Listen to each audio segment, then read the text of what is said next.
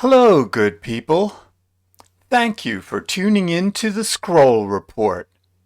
We're gonna scroll back through the month of January 2026 to glean whatever media mediated our current environment. Many of us on the eastern side of the U.S. has endured the coldest January in about a century. It was quite cold. How cold was it? Well, you need to get started on all those things you said you were going to do when hell froze over. Remember when we'd say it was a cold day in hell when America would lose our democracy? Well, let's just get started with BoomScroll and DoomScroll. And the first BoomScroll of 2026 goes out to the Digital Right to Repair Coalition. Repair.org is a nonprofit organization advancing your right to repair. It was founded by iFixit, the Electronic Frontier Foundation, U.S. Public Interest Research Group, and the Service Industry Association. Repair.org announced their 2026 Worst in Show Awards at the Consumer Electronics Show held in Las Vegas this month. Many products at the Consumer Electronics Show were awarded under different categories, such as privacy, security, environmental impact, repairability, and shitification. And who asked for this? And of course, the People's Choice, an overall worst in show. I'm not going to name any specific brands, but I will say that the People's Choice was one of these AI companions that we're going to go ahead and throw a DoomScroll on. Razer's Project Ava digital AI companion wasn't voted People's Choice Award for the worst product at CES, but something in that category did win. I'm particularly peeved about Project Ava, though, because it purports to help you play video games better and will start training itself on the way you play and give you suggestions for how to improve your game. This whole package of these AI companions that are coming out now are really the worst they're ever going to be. They're pretty bad now, but they're being trained on you. They're going to learn how to do these jobs for you better in the coming years. The next BoomScroll goes to Augustin Bielefeld and Alexander Willer of Albeck Research, who gave a presentation at the 39C3 Congress in Hamburg last month on in-house electronics manufacturing from scratch. How hard can it be? They showed us how you can pretty much build your own electronics factory in your home and take true ownership of your digital devices. Ooh, and how about a DoomScroll for Tokyo Girl, a Thai esports player who was caught cheating at the 33rd Southeast Asia Games, where she had somehow managed to install a remote application on her phone or whatever device she was using to play, and another esports champion named Cheerio was playing for her. Here's a picture of her shortly after she was caught cheating at the SEA Games. She started out defiantly refusing to acknowledge her fraud. And slowly, though, over the days, she eventually showed some contrition and said a simple, "I am sorry." Oh, yeah. We're just supposed to take your apology and move on with the damage that's been done as though nothing ever happened. Low-hanging fruit.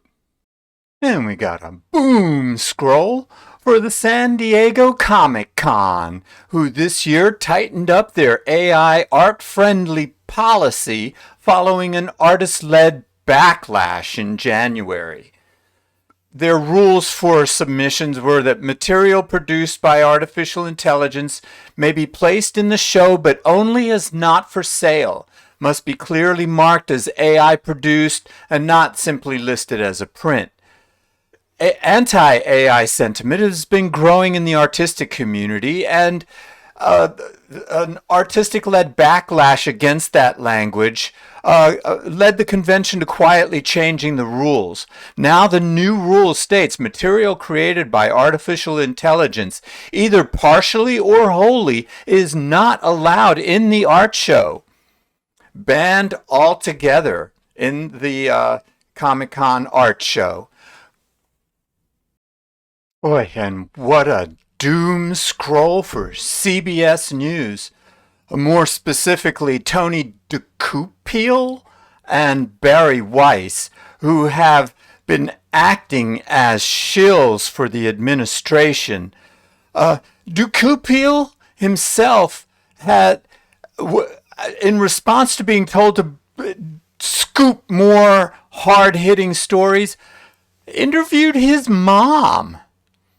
But more outrageous than that, he sat there like a good little boy and took it from Donald Trump when Donald Trump told him, "You wouldn't even have a job if Kamala Harris had been elected." Oh, DeCoupiel bravely shot back, "Oh, I think I'd still have a job, but not at the salary you're making," the president retorted. And really, it's this kind of belly-up surrender from these lickspittles that is having a chilling effect on newsrooms the country over, all the way down to independent journalists. Hey, a BoomScroll for Ms. Christy Burke of the Jezebel Vibes YouTube channel. Ms. Burke is running for Congress in the Tennessee 1st District as a Democrat. Here are her non-negotiables. Healthcare is a human right. Education must be fully funded. The cost of living crisis must be addressed. Shift the tax burden off working families. Due process and equal justice for all. No masked federal agents, humane border security, accountability for law enforcement, politicians being held accountable, public money for the public good, science, research, public infrastructure, equality and dignity for all. Seeing young people recognize the call and step up to the plate fills me with such optimism. I normally like to think that electoral politics is not a driver of social change, but seeing people like Ms. Burke gives me a little more hope. I'm not voting in Tennessee's 1st District, but if you are, I encourage you to vote for Christy Burke. And a DoomScroll for the Ford F-150 Lightning electric truck that was canceled for not selling enough in 2025. Funny thing is, though, that it outsold that abomination of design and aesthetics, and usability, functionality, and safety, the Tesla Cybertruck. Imagine that. And a very grateful BoomScroll to Snopes Fact Checking for definitively answering whether Ukraine ran a sting operation providing false intelligence to the United States that was leaked to Russia. Well, if there is any evidence of this occurring, Snopes has not found any and is going to notify me when it does. However, I think that this, at least after having read the Snopes analysis, that this whole incident is a misunderstanding. It began in January 15th, shortly after a rumor gained traction that Ukraine relied so heavily on French intelligence because Ukraine had allegedly given the U.S. false intelligence that the U.S. then leaked to Russia, in covering the U.S. as an unreliable intelligence partner. Claim was spread throughout social media. French news channel LCI says Ukrainian intel services sent false strategic info to U.S. intel services and observed that the information had been relayed to Russia and was used by Russian forces. However, Snopes could find no evidence confirming this rumor. Instead, they believe the claim appeared to stem from a misunderstanding that it aired on a January 16th French news television channel. The interview with Vincent Cruzet, who formerly worked with the Directorate General for External Security. What he said is, when he was asked to clarify his assertion that the U.S. had leaked Ukrainian intelligence to Russia, he said, "No, I did not say that. I said Ukrainians suspected risks of information leaks from the U.S. to the Russians." Later posted that he was quoting the discussion from the French newspaper, implying that the claim did not originate from him. He was just spreading that same rumor.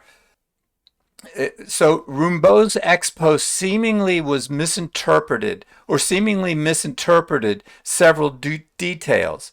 At no point did Cruzet say the Ukraine had fed the U.S. false information, or that Ukraine tracked that information to Russia. So I've been seeing this get a lot of play, especially on the more leftist outlets. But you are falling for misinformation, probably as a result of misunderstanding. And DoomScroll for flock safety. Security hardware and software manufacturer and operator. Makes automated license plate recognition, video surveillance, gunfire locator systems, and has been giving contracts to law enforcement agencies across the country. Trouble is that 53 times Flock Safety hard-coded passwords for America's surveillance infrastructure. Leaving about 50,000 police departments, 6,000 community deployments, and 1,000 private businesses data at risk for hard-coded API key exposure. Then, in a December email reportedly sent to all its law enforcement clients, Flock CEO Garrett Langley claimed that attacks on Flocks was an attack on all law enforcement. "Let's call this what it is," he wrote. "Flock and law enforcement agencies we partner with are under coordinated attack." Then he portrayed Flock's critics as motivated not by legitimate disagreement over the relative importance of different values, the role of mass surveillance and brutal mass deportation effort, but as some kind of nihilistic wish to destroy society. Then, to add injury to insult, Santa Cruz became the first city in California to terminate its contract with Flock Safety. The Santa Cruz City Council voted 6-1 to terminate the city's contract with Flock, citing reports that the city's data has been accessed by out-of-state agencies. "For us, the threat of our civil liberties was greater than any benefit we could get from this flawed product," said Mayor Fred Keeley, who voted against the Flock contract in 2024. And a boom scroll for Aid Musa, who over-engineered a spinning top. He gave us a YouTube video showing a top that he designed that ran for a little spinny top that you just start spinning, ran for 2 hours straight. Of course, there is a battery in the top that keeps it running that long. And some other ideas were like to change the pad that it was spinning on into like a MagSafe charger so that you could be continuously recharging the battery, which would make this top run for as long as it continued to get continuous power. It's these kinds of ideas that make life worth living, don't you think? No. DoomScroll for Vendome, Miami nightclub co-owner Jonathan Mansour, who was videotaped partying at the Miami Beach nightclub with figures like finesse pimp Andrew Tate, white nationalist Nick Fuentes, and overall sleazebag Myron Gaines. The party allegedly got out of hand after somebody put on rapper Kanye West's song HH at full blast. Of course, once video clips of the incident started going viral, everybody involved started their usual circle jerk of pointing blame on the other guy. Here's a boom scroll for Dusty Thune and Team USA, House of Thune. Not the Olympic Team USA, but the World Snow Celebration Team USA. Team USA's entry into the World Snow Sculpting Championship in Minnesota was banned after turning its sculpture into an anti-immigration and customs enforcement symbol. The original accepted design for the sculpture looked like this. But of course the demands of the weather and the ice itself caused the team to have to make some last minute changes.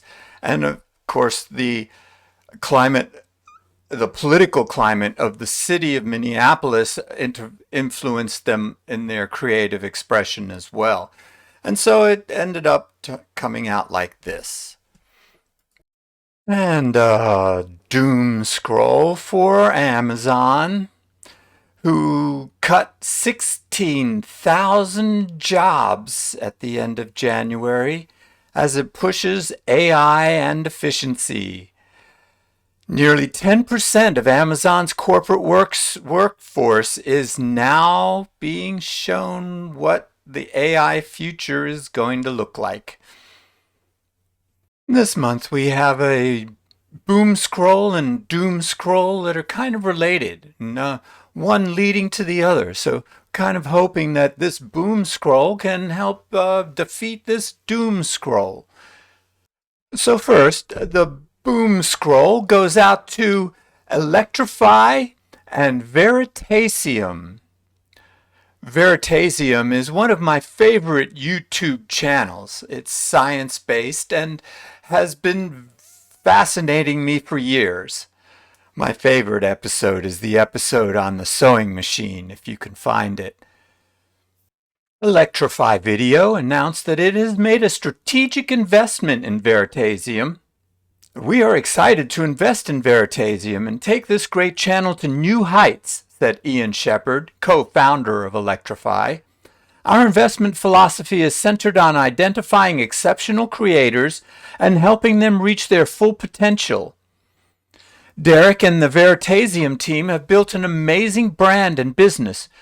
We're already working together to unlock the next stage of growth.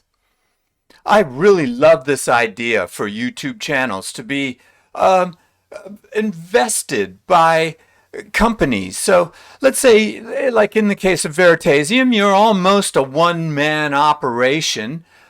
And Electrify comes in, makes some investments, allows you to hire a staff, takes care of your business interests, keeps your accounting and your legal issues so that all the creators have to do is concentrate on creating. This seems like a great outlet for venture capitalism. So let's say some venture capitalists do more investments in these small YouTube channels that are just a labor of love.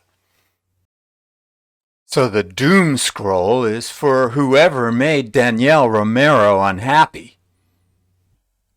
Danielle Romero is a history professor who has a YouTube channel, NYTN, that she just does as a hobby, where she features American identity and family stories. In December, Ms. Romero put out a video entitled, "Only 2% of white Americans know this about themselves." Well, all she really did was show a map of the United States and the different ethnic backgrounds of different regions, even though they're all quote unquote white. Some are Russian, some are Italian, some are Irish, etc., etc. You get the idea. But for some reason, great many melanin-deprived Y chromosome-dominated individuals began replying awful things on her channel. Soon after, she started receiving phone calls. Now Ms. Romero is concerned for her safety and is going to shut down her YouTube channel. It's not going to hurt her a whole lot. Her YouTube channel is probably pulling in about $1,000 a month at best. She's moving over to Patreon, and I'm sure that her audience is going to grow substantially there. But that's something of a trend that I'm starting to see in YouTube. People moving away from the platform to other platforms such as Patreon, Nebula, Substack, and things like that.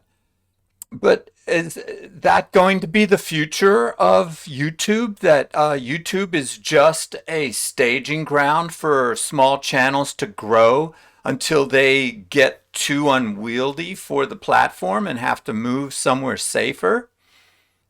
I propose something new. How about some of these venture capitalists like Electrify, but who concentrate on security, start funding some of these people? Start providing security contracts for people like Ms. Romero, who can actually get down to the legal nitty-gritty of these kinds of base harassments and resolve them successfully and effectively. Well, it's a niche that's open there. Either that, or we see that YouTube is just going to become a home for up and coming and to compete with a lot of slop. And now we come to Mizwell Yell at the Sky.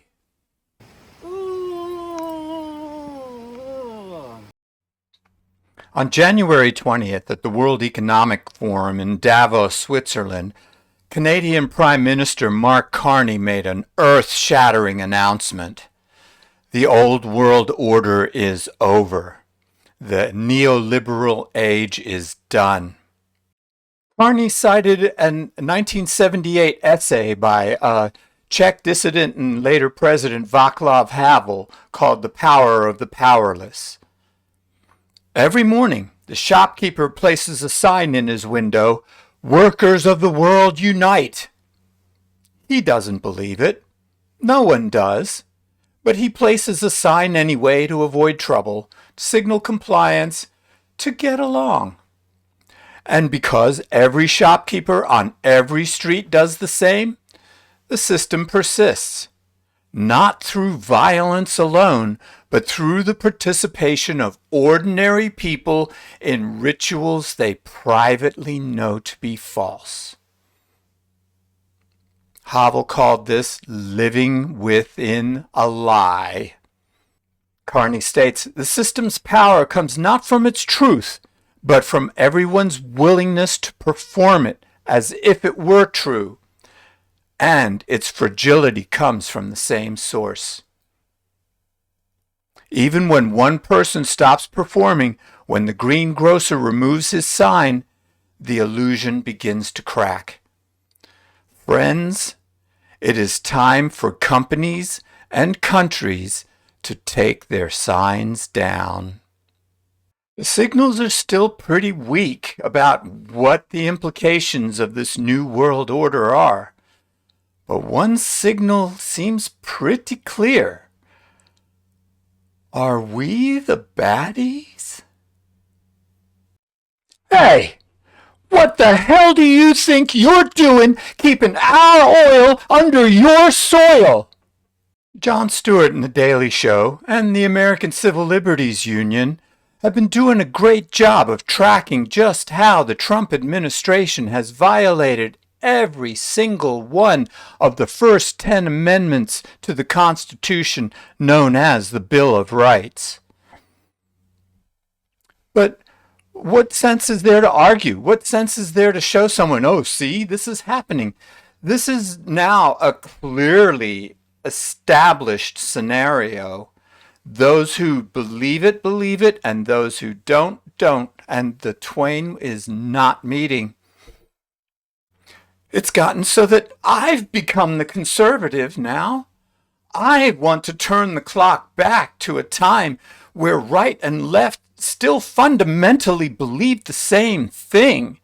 I want to go back to the great society where even though we acknowledge we are not a perfect nation, we work together to improve it. But I am here to tell you to rejoice. A new age is upon us, one that we can build. You know, we can have everything we want. Universal health care, universal basic income, 100% tax on billionaires. We can have it all. We just need to demand it.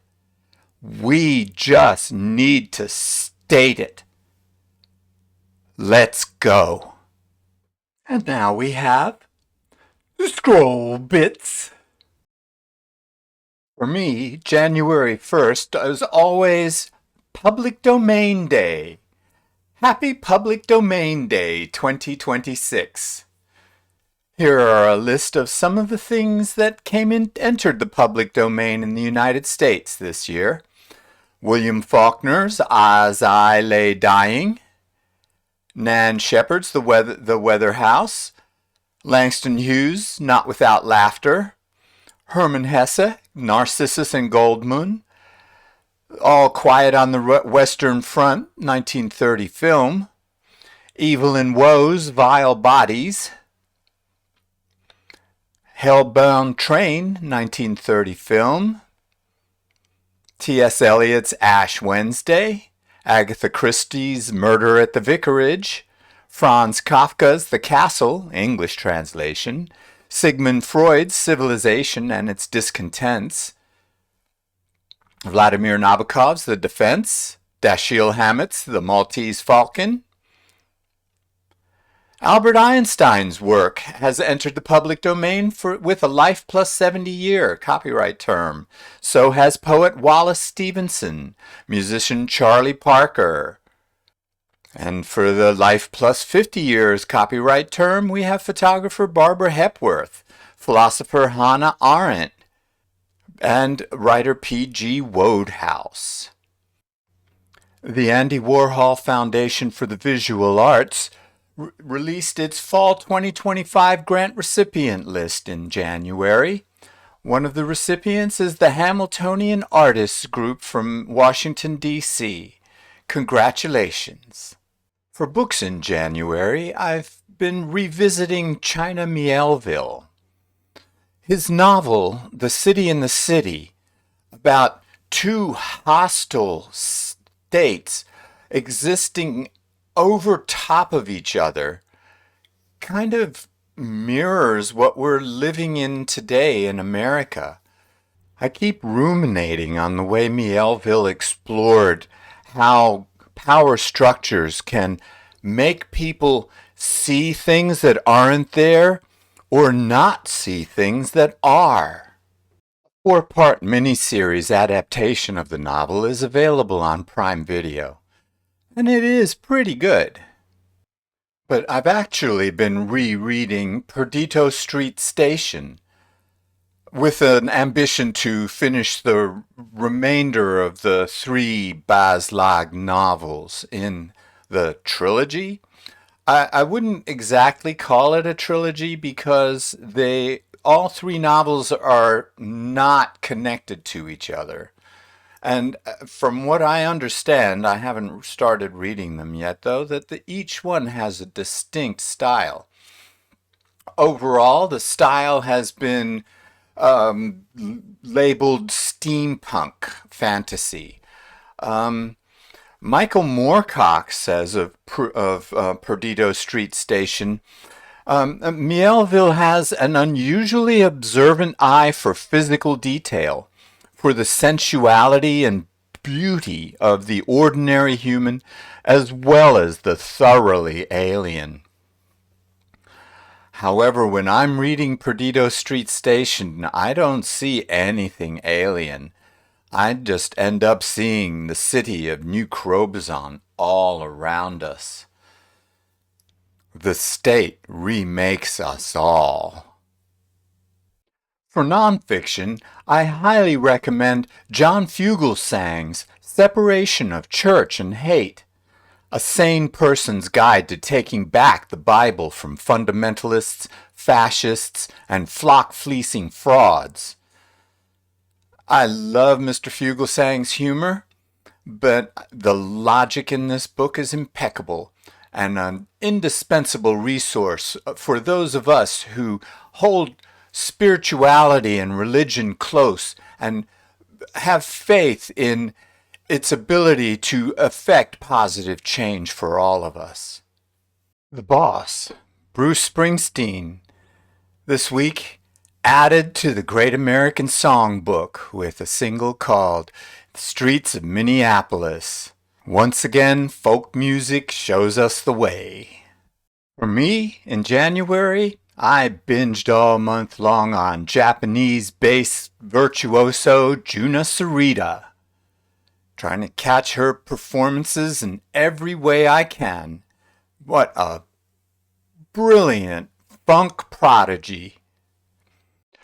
Red Hot Chili Peppers bassist Flea has been teasing an upcoming album, Anora, due for release in March, with 2 new singles, Traffic Light featuring Tom York and A Plea. Also, A$AP Rocky has released his first album in years, Don't Be Dumb. Great advice.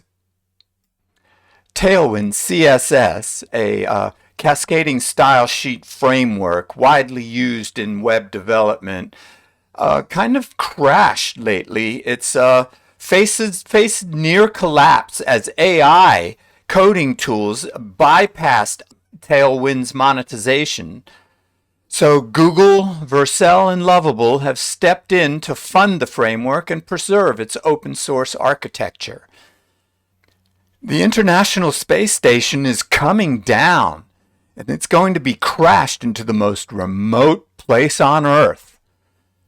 The ISS is approaching its final years in orbit, and we're planning for a controlled return to Earth to crash into a place called Point Nemo in the South Pacific Ocean, roughly equidistant from South America, Antarctica, and New Zealand. We're expecting this plunge in sometime in 2030. And now, Memento Mori for January 2026.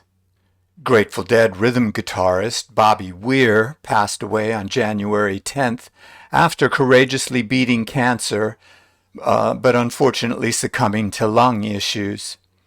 The drummers, Mickey Hart and Bill Kreutzmann, are now the only 2 surviving members of the original founding group. Mr. Weir's philosophies of music and life have inspired me for decades. He often asserts that songs are extra-dimensional, inorganic beings that musicians discover more than invent. He once related an anecdote about the song Bertha that was going to be played with the San Francisco Philharmonic Orchestra, and he talked about meeting Bertha and asking her permission to perform with the Philharmonic. Mr. Weir has also asserted that if you're comfortable with the Grateful Dead style, if you can play Grateful Dead, then you can play any other genre in Americana. And lastly, Mr. Weir asserted that death is your reward for the life you lived. Bobby Weir lived a great life. Bobby Weir had a great death. Dilbert cartoonist Scott Adams passed away on January 13th of metastatic prostate cancer at the age of 68. He was the creator of the Dilbert comic strip that satirized white-collar workplace culture, but was dropped by newspapers and publishers in 2023 after making controversial remarks about the pandemic.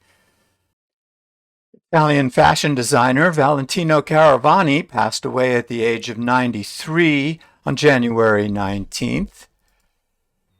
Grammy-winning producer and drummer Sly Dunbar, half of the Jamaican drum and bass power duo and production pioneers Sly and Robbie, passed away in January at the age of 73. His partner, Robbie Shakespeare, died in 2021, leaving the dancehall style to us. And in a shocking surprise, Catherine O'Hara, gifted Canadian-born comic actor, starred in Home Alone, Schitt's Creek, and went all the way back to SCTV, passed away at the age of 71 in Los Angeles following a brief illness. Catherine O'Hara always, to me, personified the angst of a Canadian being forced to live in the United States. So there you have the Scroll Report for January 2026. January was a hell of a ride, wasn't it? I hope that the rest of the year goes a little bit smoother. Hey, throw a thumbs up if you got anything good from this video. Subscribe to the Scroll Report, and use the link below to subscribe to the Scroll Report newsletter, which will have links to everything I discussed here. All the same, thanks for your eyes, and have the best 2026 ever. Bye.